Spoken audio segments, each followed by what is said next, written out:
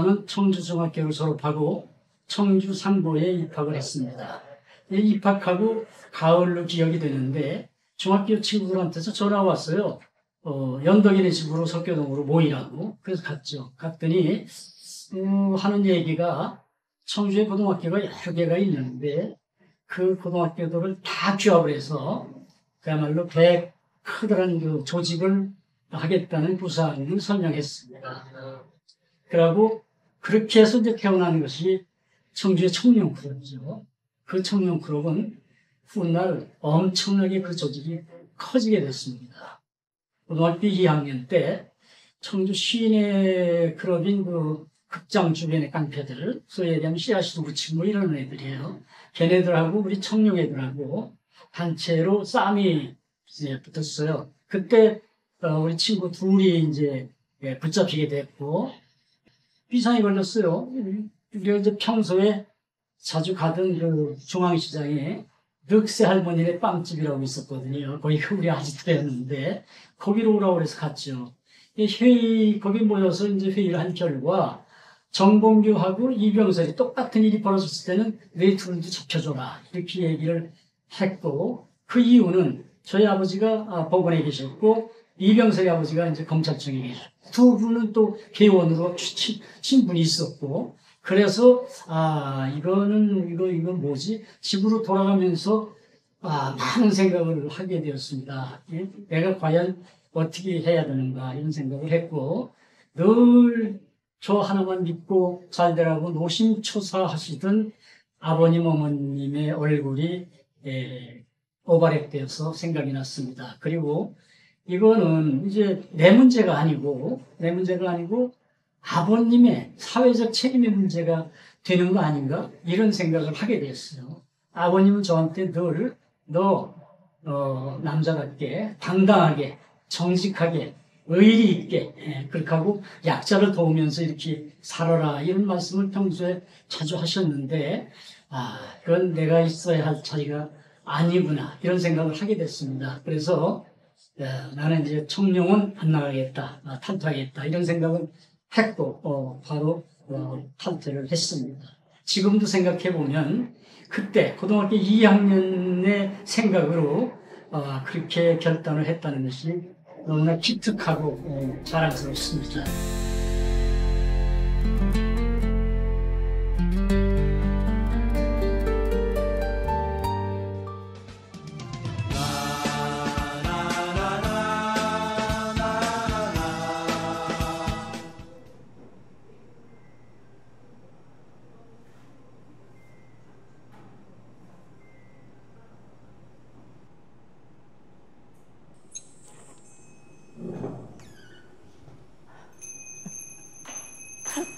아이고.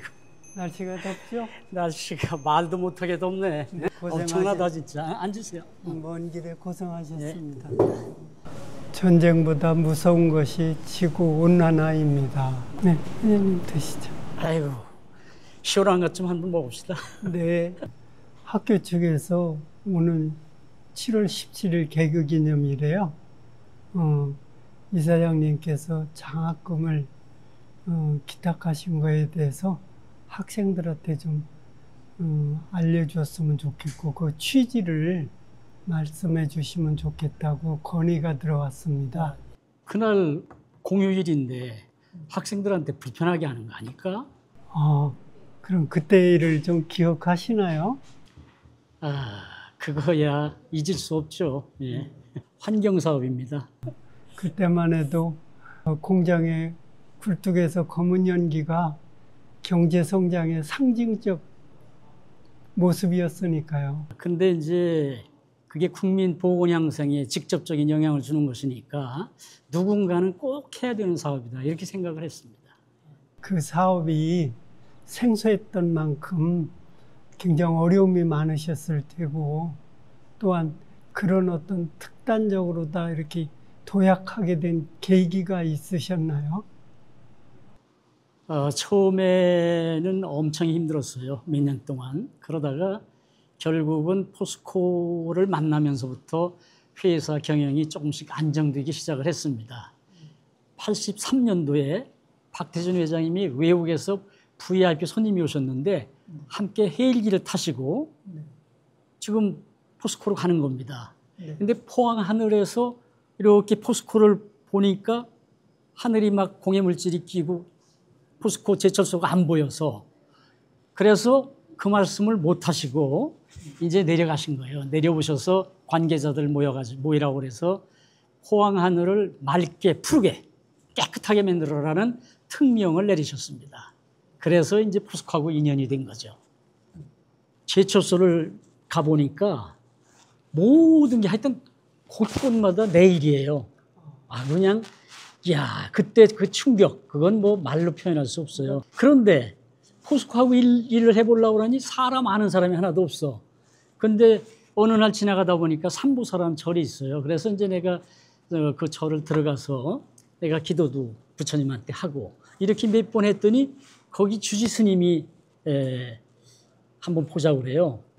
스님을 만났고 스님께서 좋은 분을 소개해 드릴까요? 이렇게 말씀을 하셔가지고 그래서 이제 좋은 분 만났고 그분을 통해서 이제 박태준 회장님을 만나게 되었습니다. 그런데 회장님을 만나니까 우리 회사에 대해서 좀 알고 계시더라고요. 그러면서 책임감 있는 중소기업인 줄 알고 있고 열심히 한다는 거 알고 있다. 이번 일 잘해봐라. 이렇게 격려를 해 주셨어요. 그래서 아주 그날 회장님 만났을 때 감동이었습니다. 그래서 결국은 이제 포스코에 일을 하게 됐고 그렇게 하고 우리 직원들한테 최선을 다해서 하여튼 성공해라. 그러면 내가 이 포스코 일은 계속 할 수 있도록 내가 열심히 해보겠다. 이렇게 했고 결국은 그게 이루어졌어요. 선배님 다니실 때만 해도 명성이 대단했죠? 그렇죠. 네. 그때는 우리 선배님들은 훌륭한 선배님들이 아주 많으셨어요. 그래서 뭐 명문고죠.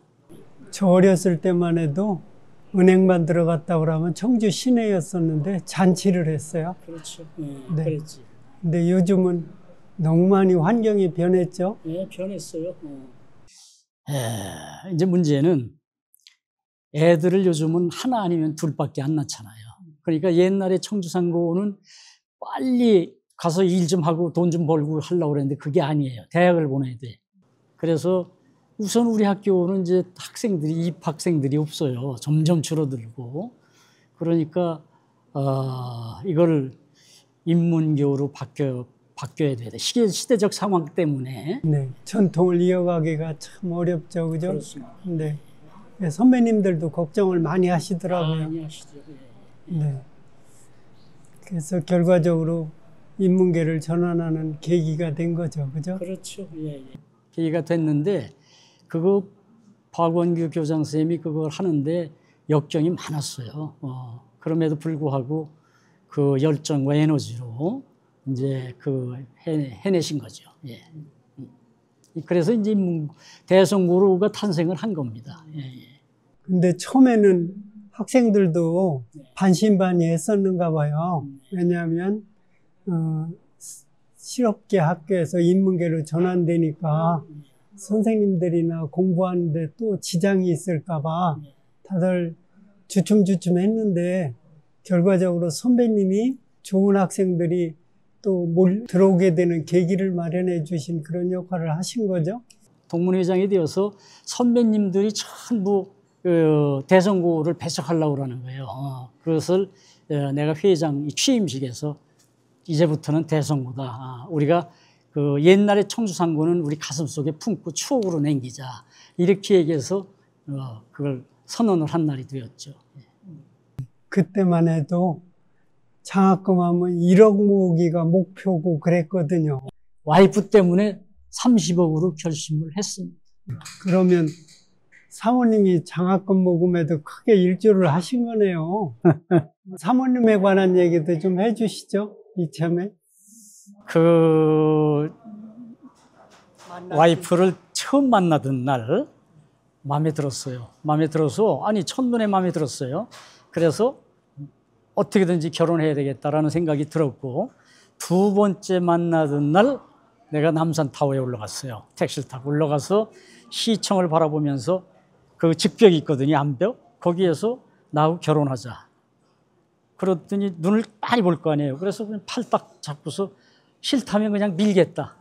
그래서 결혼했어요. 5개월 반 만에. 대단하세요.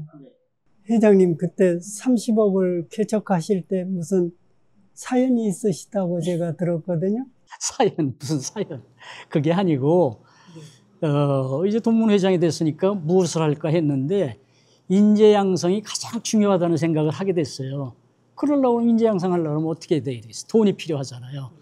그게 얼마나 할까 생각을 하다가 25억 원 정도는 돼야, 이것이 원전을 흐트리지 않고 이자만 가지고 장학금을 줄 수 있겠다 이런 생각을 했습니다. 그렇게 하고 이제 결국은 내일이 이제 저 취임식이에요. 그래서 이제 오늘 저녁에 집사람한테 그런 사정을 얘기했어요. 얘기를 했더니 얼마를 내신다고요? 20억. 그런데 목표는 얼마라고 그러셨죠? 50억. 틀렸다는 거야, 그게. 당신이 20억을 내려고 그러면 목표를 30억으로 잡아야 되고, 당신이 50억을 목표로 굳이 하겠다라고 하면 30억을 내 맞는 겁니다. 그 30억으로 결정을 하게 된 것이고, 취임식 다음 날 이제 학교로 가서 박원규 교장한테 내가 30억짜리 수표 한 장을 드렸잖아요. 그러니까 우시더라고요. 우시더라고. 그러면서 선생님들을 다 모아요. 이거 우리 회장님께서 30억 수표를 주셨는데 나는 구경도 못한 거다. 근데 그걸 내 손으로 만지고 있다. 여러분들도 한 번씩 돌려가며 한 번씩 만져라. 일하시면서 하신 말씀이 회장님은 우리 학교를 충북의 최고의 명문고로 만들라는 그런 말씀이 계셨고 꼭 그거를 여러분들과 함께 우리가 꼭 해내야 되겠습니다. 이렇게 말씀을 하시더라고요. 그래서 우리 박원규 교장 선생님하고 무슨 일을 해도 되겠다라는 생각을 하게 됐습니다. 예. 그러고 이제 사업의 중간에 힘들어졌을 때 도저히 살아날 길이 없어요. 그래서 하루는 같이 퇴근 후에 만나서 도저히 안 되겠다. 내가 빚을 갚을 길도 없고 안 되겠다. 그러니 함께 죽자. 그랬어요. 그랬더니 내 눈을 빤히 쳐다보면서 죽으려면 혼자 죽으세요. 나는 살고 싶습니다. 이러더라고요. 그러더니 그 다음에 한다는 얘기가 당신이 최선을 다했느냐 안 했느냐가 중요한 것이지 최선을 다했다면 그건 운명인 것입니다. 그렇게 하고 내가 죽어도 이제는 앞으로 힘들다는 얘기는 안 해야 되겠다라고 결심을 했고 그리고 최선을 다했고 책임을 다했습니다. 왜 실패라고 생각하시나요? 사실은 회장님은 모르시겠지만 스스로 느끼시겠지만 지금 대성고등학교에 새로운 인재를 양성하고 계신 거예요. 주제넘게도 환경사업만 일관성 있게 끝까지 했으면 아주 좋았을 것을 내가 우리나라에 자원이 없는데 기회가 되어서 카자흐스탄의 그 유전 사업에 뛰어들게 됐어요. 근데 그것이 실패가 되니까 내 주제를 너무 몰랐던 거죠. 인재 양성이라는 큰 틀은 또 다른 쪽에서 성공의 길로 접어들었다고 저는 느끼고 있습니다. 말씀을 듣다 보니까 그 회장님께서 내신 30억에 대해서 원금은 일체 손을 대지 않는다. 그거 쉽지 않거든요. 이 장학회 돈 관리의 원칙에 대해서 좀 듣고 싶습니다. 첫째 원칙이 원금은 훼손하지 않는다. 둘째 원칙이 장학금은 원칙에 의해서 성적. 두 번째는 어려운 학생을 기본으로 한다. 나머지는 고려 대상이 아니다. 세 번째는 기여한 학생을 기본 전제로 한다.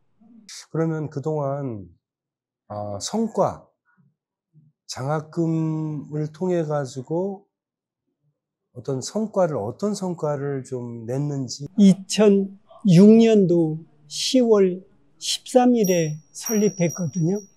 그렇게 해서 저희들이 현재까지 장학 혜택을 받은 학생은 2,900명 됩니다. 금액으로 따지면 13억 정도 됩니다.